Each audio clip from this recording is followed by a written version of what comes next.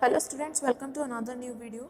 तो बेसिकली आज वाले वीडियो में हम पढ़ने वाले हैं बीमा की आवश्यकता और महत्व के बारे में।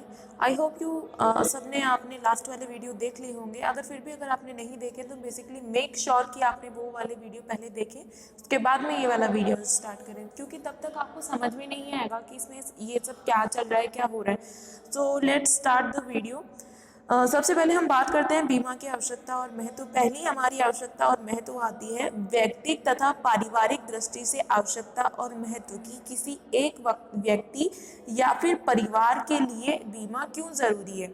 सबसे पहली बात आती है मितव्ययिता और बचत को प्रोत्साहन, क्योंकि हम जो प्रीमियम का पेमेंट कर रहे होते हैं बीमा करता को, तो वो एक तरीके से हमारी बचत के रूप में ही होता है, हमारी सेविंग के रूप में ही होता है। तो वो पैसा अगर आप पूरा का पूरा, अगर मान लो आपकी सैलरी 10,000 है और 10,000 पूरी की पूरी आप अपने पास में रखते हो, आपने कोई बीमा नहीं करवाया, दैट मीन्स कि ये पूरा का पूरा आपका खर्च हो जाने वाला है। लेकिन अगर इस 10,000 में से अगर आप साल के 1,000 रुपये भी बीमा के लिए जमा करा देते हो और 10 सालों में वो जाकर के कितना अमाउंट बन जाएगा, 10,000 के जितना का अमाउंट बन जाएगा। मतलब सीधी सी बात है कि 10 सालों में अपने 10,000 रुपए की बचत करी। ठीक है, तो ये होता है मितव्ययिता और बचत को प्रोत्साहन। बीमा करा लेने से व्यक्ति को क्रय ब्याजी जमा कराने की चिंता नहीं रहती है, अतः प्रारंभ से ही बचत करना और मितव्ययिता को अपनाना प्रारंभ कर देता है। यदि उसने प्रीमियम नहीं चुकाया हो तो वह उस धनराशि का अपव्यय भी कर सकता है। जैसा कि मैंने आपको बताया कि अगर आप प्रीमियम नहीं चुका रहे हो, आपने कोई बीमा नहीं लिया हुआ है, आप बस एवं ही आपकी इनकम हो जा रही है और आप सीधा उसको खर्च कर देते हो, तो वो उसका मतलब है कि आप अपनी धनराशि का अपव्यय करते हो। लेकिन जब आप प्रीमियम की बात करते हैं, जब आप बीमा में प्रीमियम का पेमेंट करता है, दैट मीन कि आपने सेविंग की है, आपने बचत की है। प्रतिवर्ष बचत योजना के अंतर्गत करोड़ों रुपए का प्रीमियम जमा होता है, जो बचत की आदत से ही संभव है। तो समझ में आया मितव्ययिता और बचत को कैसे प्रोत्साहन मिलेगा।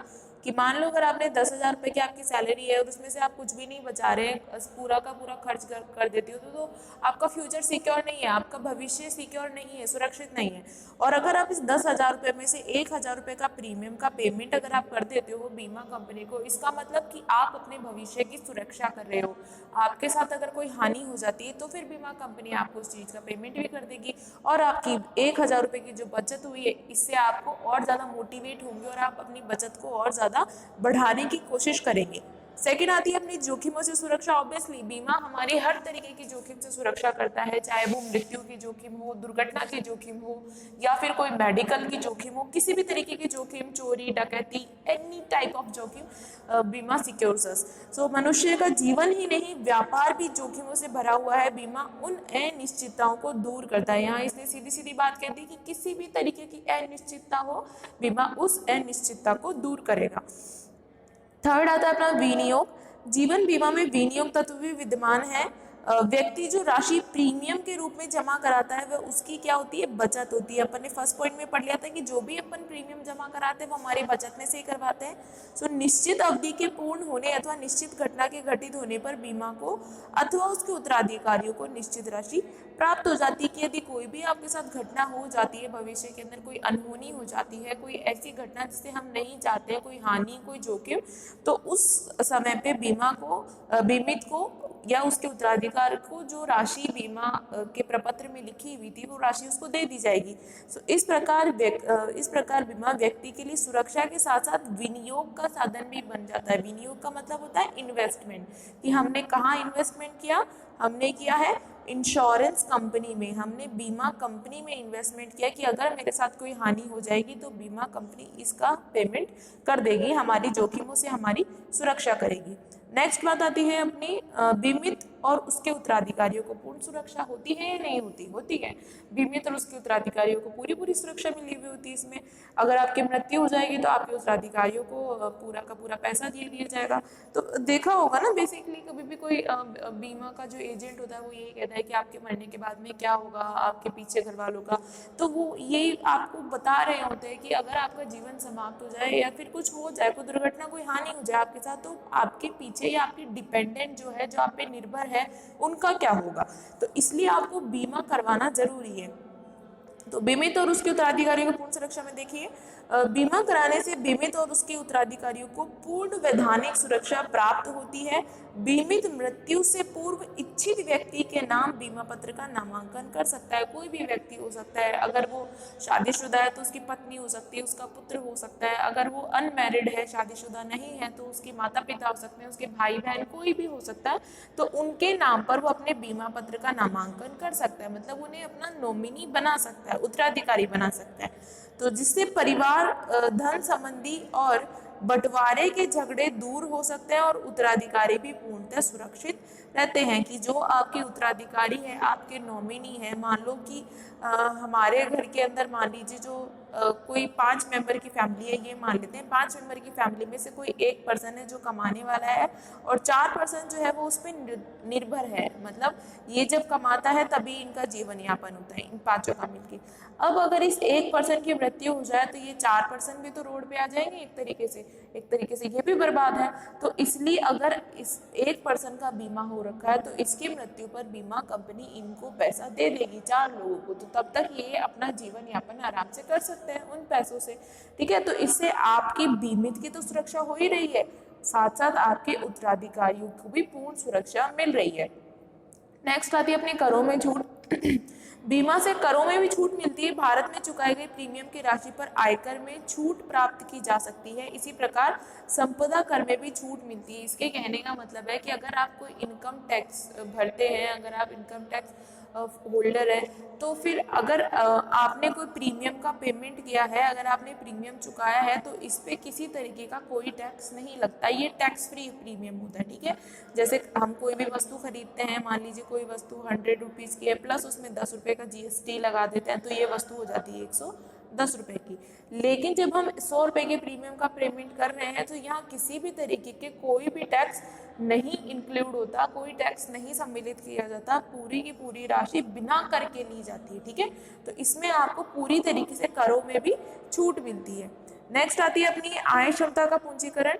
बीमा के द्वारा व्यक्ति अपनी आय क्षमता का पूंजीकरण भी कर सकता है। भविष्य में उसके द्वारा कमाई जा सकने वाली राशि का भी बीमा करवाकर अपनी आय का पूंजीकरण कर सकता है। यदि बीमित की मृत्यु हो जाती है या कार्य क्षमता समाप्त हो जाती है तो भी उतनी ही राशि बीमा पत्र पर प्राप्त हो सकेगी। कहने का मतलब है कि मुझे लगता है कि अभी तो मेरी जॉब है, अभी तो मेरे पास रोजगार है, लेकिन भविष्य में हो या नहीं इस बात की किसने गारंटी ली है। तो जब आपको ये लगता है कि भविष्य में हो सकता है मैं अनएम्प्लॉयमेंट हो जाऊं या फिर मैं बेरोजगार हो जाऊं, तो आप बेरोजगार बीमा भी करवा सकते हैं कि भविष्य में अगर आप बेरोजगार हो जाते हैं तो फिर बीमा कंपनी आपको बेरोजगारी का वो जो आपने बेरोजगार अगर आप हुए हैं तो उस टाइम पे बीमा कंपनी भी आपका राशि का पेमेंट कर देगी, ठीक है। तो आपको इस बारे में भी ज़्यादा सोचने की जरूरत नहीं है कि अगर भविष्य में बेरोजगारी आ जाती है, क्या आ जाती है, तो फिर हमें कोई ज़्यादा टेंशन लेने की ज़रूरत नहीं है। 7 अपनी आती है साख सुविधाएं। ऋणदाता ऐसे व्यक्तियों को ऋण देना अधिक पसंद करते हैं जिनका बीमा करवाया हुआ है। ये ऐसा क्यों कहा है इसने? ऐसा इसलिए कहा है कि अगर मैं किसी व्यक्ति को 1 लाख रुपए का ऋण दे रही हूँ और मैंने उससे कहा है, मतलब उस व्यक्ति ने मुझे कहा कि 1 साल में वो मुझे इस चीज़ का पेमेंट कर देगा 1 ईयर के अंदर, ठीक है।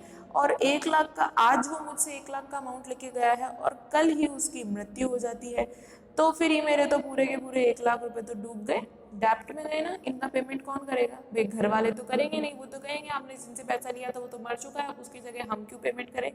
तो अगर किसी व्यक्ति का बीमा हुआ है, किसी ने बीमा करवाया हुआ है खुद का, तो मुझे फिर 1 लाख रुपए देने में कोई डर नहीं होगा। क्यों नहीं होगा? क्योंकि अगर उसकी मृत्यु हो भी जाती है तो फिर मुझे बीमा कंपनी उस राशि का पेमेंट कर देगी, ठीक है।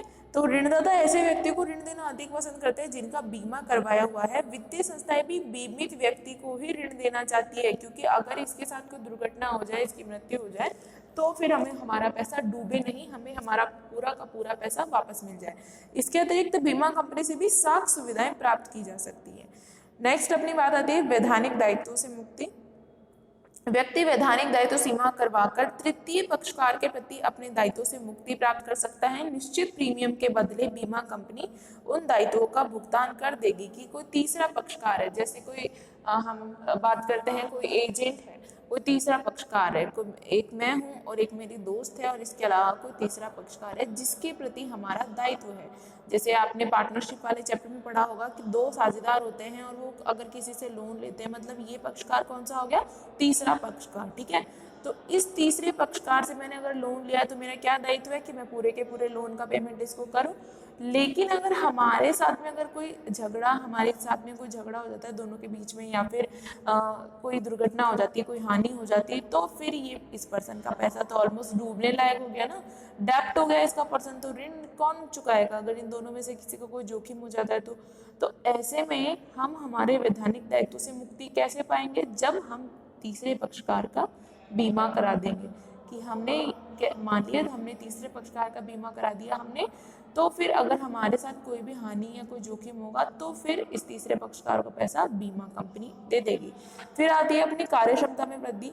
अनिश्चित जीवन की सबसे बड़ी चिंता होती है, अनिश्चितता जीवन की सबसे बड़ी चिंता होती है। बीमा व्यक्तियों को उस अनिश्चितता से ही मुक्ति दिलाता है कि आपका जो जीवन है, आपके जो भविष्य है वो अनिश्चित नहीं रहेगा। अगर दुर्घटना होना निश्चित भी है और अनिश्चित भी है, मतलब हो भी सकती है और नहीं भी हो सकती, तो जीवन कैसा है हमारा, अनिश्चित है। और बीमा क्या होता है, बीमा से हम हमारे जीवन की जितनी भी अनिश्चितताएं हैं, जितनी भी घटनाएं होने वाली है, उनसे हम सुरक्षा पा लेते हैं। तो व्यक्ति जब चिंता मुक्त होकर कार्य करता है तो पूर्ण एकाग्रता से कार्य करने में समर्थ हो पाता है। ऑब्वियसली जब आपके दिमाग में कोई टेंशन नहीं है कि भविष्य में कोई दुर्घटना की टेंशन नहीं है, भविष्य में किसी हानि की टेंशन नहीं है, तो फिर आप आसानी से काम कर सकते हो, जिससे उसकी कार्यक्षमता में भी वृद्धि होती है। ठीक है, तो समझ में आया कार्यक्षमता में वृद्धि कैसे होती है, जब आपको मानसिक शांति मिलेगी, आपके दिमाग में कोई टेंशन नहीं रह जाएगी, तो फिर आप आसानी से बिना किसी रुकावट के काम कर सकते हो। फिर अपनी बात आती है मानसिक शांति की। तो जब व्यक्ति अनिश्चितताओं से मुक्त हो जाता है तो वो प्रसन्न मन से कार्य करता है और उसे मृत्यु के पश्चात उत्पन्न होने वाले दायित्वों की भी चिंता नहीं रहती, क्योंकि वह वर्तमान में ही उनका बीमा करा चुका है। उसको कोई टेंशन नहीं कि अगर भविष्य में उसकी डेथ भी हो जाए तो भी उसका परिवार जो है आसानी से जीवन यापन कर सकता है, क्योंकि बीमा कंपनी उन्हें उसके मृत्यु के पश्चात उसके उत्तराधिकारियों को राशि दे देगी। तो इससे क्या हो जाती है, हमें मानसिक शांति भी प्राप्त हो जाती है। नेक्स्ट आती है स्वावलंबन को प्रोत्साहन। बीमित व्यक्ति में आर्थिक आत्मनिर्भरता की भावना पैदा हो जाती है।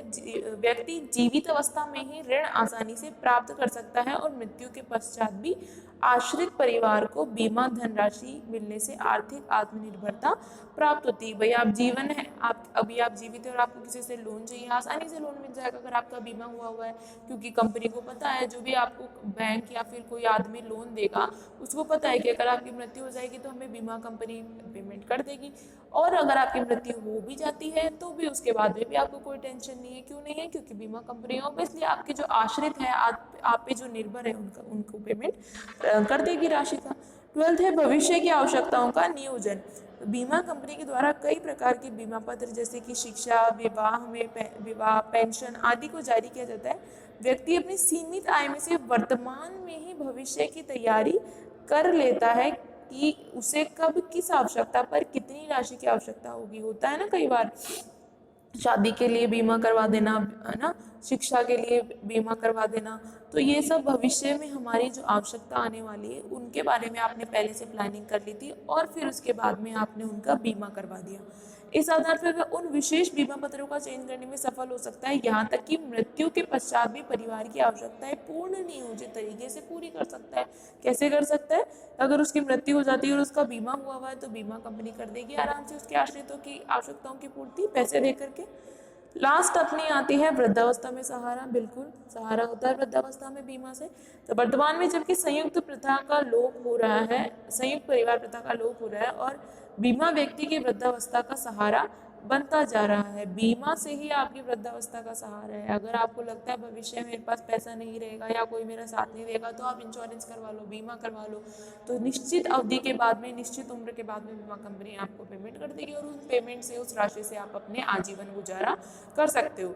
तो वृद्धावस्था में आय के स्रोत तो कैसे हो जाते हैं, सीमित हो जाते हैं या फिर एक तरीके से खत्म ही हो जाते हैं और उत्तरदायित्व बढ़ जाते हैं ना उत्तरदायित्व वृद्धावस्था में। अगर बच्चे बड़े बड़े, उनकी शादी करनी है, पढ़ाई करवाना है उन्हें, अगर आपने मकान पे लोन लिया हुआ है, लोन का पेमेंट करना है, बूढ़े हो जाओगे, वृद्ध हो जाओगे, बीमार हो जाओगे, दवाइयाँ इतनी महंगी महंगी आ रही है, तो इन सब के पेमेंट के लिए आपने बीमा करवा रखा है। तो ऐसे में प्राप्त धन ही उसका, बीमा से प्राप्त धन ही उसका क्या हो जाता है, प्रमुख सहारा हो जाता है। जो बीमा से उसे धन मिला हुआ होता है उसी से ही वो सारा काम कंप्लीट कर सकता है। तो ये तो थी व्यक्ति वाली कि व्यक्ति को क्यों आवश्यकता होती है बीमा की। अब अपन बात करते हैं व्यवसाय की दृष्टि से, व्यवसाय में क्यों बीमा जरूरी है। व्यवसाय में भी तो जोखिम हो सकती है, जैसे हमारे जीवन में जोखिम हो सकती है उसी तरीके से व्यवसाय में भी हो सकती है। तो देखो, जोखिमों से सुरक्षा, व्यवसाय में अनेकों जोखिम होती है। प्रतिदिन करोड़ों रुपयों का माल जहाज, ट्रेन या ट्रक की सहायता से भेजा जाता है। कारखानों में महंगी महंगी आधुनिक मशीनों की स्थापना की जाती है। इन सब के नष्ट होने की जोखिम हमेशा बनी रहती है। ऐसे समय में व्यवसायी अपनी संपत्ति और माल का बीमा कर सुरक्षित हो जाते हैं कि जो महंगी महंगी मशीनें अगर वो खराब हो जाए तो फिर दोबारा तो आप उनको नहीं लगवा सकते। ऐसे में आपने अगर मान लो अगर आपके पास 10 मशीन है, 10 में से कोई एक मशीन खराब हो जाती है तो फिर आपको क्या करना है, आपने उस एक मशीन का बीमा कर लिया हुआ है तो बीमा कंपनी आप उस मशीन की राशि आपको दे देगी, आप आसानी से आके काम कंप्लीट करवा सकते हैं फिर। तो ऐसे व्यवसाय में भी सुरक्षा मिलती है बीमा के द्वारा। ठीक है, नेक्स्ट आती है हमारी कार्य क्षमता में वृद्धि। वही बात है कि हमारे पास जब कोई चिंता नहीं होगी, कोई दिमाग में टेंशन नहीं रहेगी, तो हमारे कार्य क्षमता में भी वृद्धि होगी, हम आसानी से काम कर सकते हैं। तो जब किसी व्यवसाय का मालिक नुकसान की परेशानियों से मुक्त हो जाता है, जब उसे पता हो जाता है कि भविष्य में अगर कोई नुकसान हो भी जाए तो भी बीमा कंपनी हमें इस नुकसान की भरपाई कर देगी, तो वो निश्चित रूप से व्यवसाय को ज्यादा समय देगा।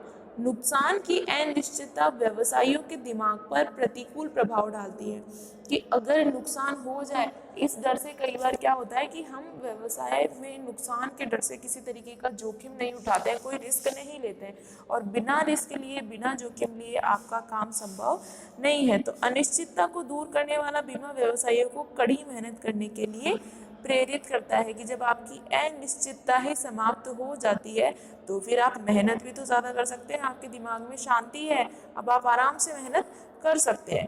थर्ड बात आती है अपनी महत्वपूर्ण व्यक्तियों की हानि की सुरक्षा। महत्वपूर्ण व्यक्ति कौन हो सकते हैं, जो हमारे व्यवसाय के लिए सबसे ज़्यादा जरूरी है, जैसे कि हमारे साझेदार हैं, हमने किसी को लोन दे रखा है तो वो व्यक्ति भी हमारे लिए सबसे ज़्यादा जरूरी है। तो उन व्यक्तियों की हानि से सुरक्षा आपने करवा दी तो भी ये भी आप का मानसिक शांति होगी। तो प्रमुख व्यक्ति वह व्यक्ति होता है जिसकी पूंजी, विशेषज्ञता, अनुभव, ऊर्जा, नियंत्रण करने की क्षमता, सद्भावना और कर्तव्य परायणता उसे व्यवसाय में सबसे मूल्यवान संपत्ति बनाती है और जिसकी अनुपस्थिति नियोक्ता की आय में भारी कमी लाती है और उस समय तक जब ऐसे कर्मचारी को प्रतिस्थापित नहीं किया जाता। तो ऐसे मूल्यवान जीवन की मृत्यु या विकलांगता कई उदाहरण में आग या किसी भी खतरे में अधिक गंभीर नुकसान साबित होगी।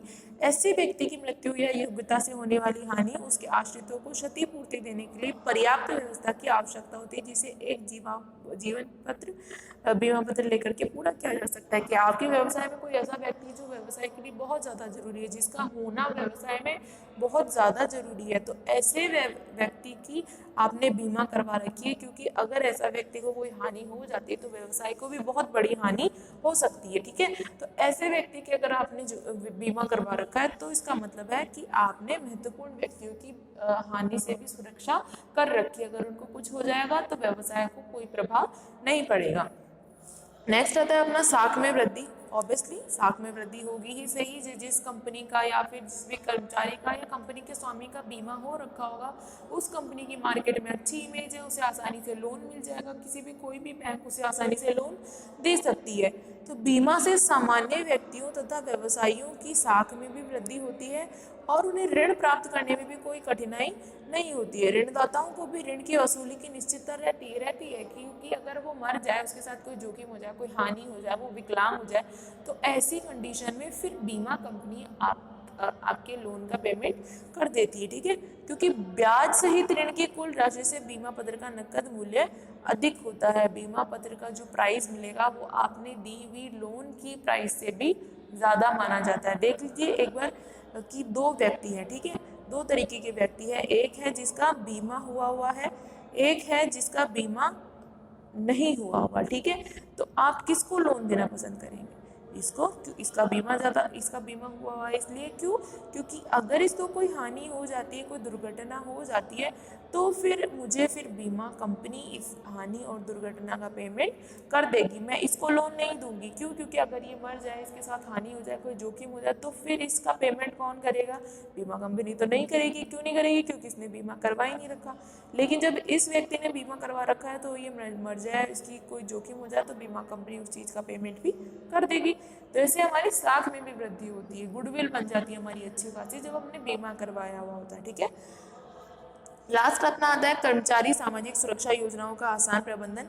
भारत में अनेक ऐसे कानून हैं जिसके अनुसार सेवा नियोजकों को अपने कर्मचारियों को सामाजिक सुरक्षा और सहायता प्रदान करनी होती है, जैसे पेंशन, ग्रेच्युटी, बीमारी, गर्भावस्था, शिशु होने पर लाभ, अपंग मृत्यु पर आश्रितों को आय की सुरक्षा आदि की सुरक्षा करना सेवा नियोजकों का दायित्व बन जाता है। सेवा नियोजकों का मतलब जो हमारे रोजगार करता है, रोजगार करता मतलब जो हमारे एम्प्लॉयर है, जिन्होंने हमें रोजगार पे रखा है, तो उनका क्या दायित्व है कि हमें पेंशन दे, ग्रेच्युटी दे, हमारी बीमारी के पैसे दे, गर्भावस्था में छुट्टी दे, शिशु होने पे लाभ, ये सब उनकी है कि अगर मेरी मृत्यु हो जाती है तो आश्रितों की आय की सुरक्षा करना।